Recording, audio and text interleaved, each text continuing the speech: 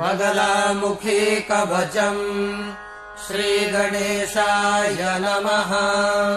श्रीदेव्योवाच राज्ञाम् मण्डलिका देवी बगलोपरि सर्पदाम् सवर्णानाम् महादेव धनविप्लुतचेतसाम् दुष्टसर्पादिजन्तूनाम् स्तम्भनम् वद शङ्कर।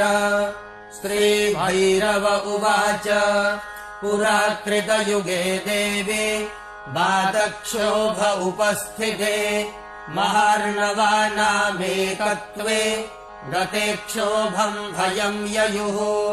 सेन्द्राः स वैष्णवाः सर्वे सभयम् मामुपस्थिताः। शिव शङ्कर रुद्रेश रक्षास्मान् शरणागतान् महाबातादिसंक्षोभ भयादः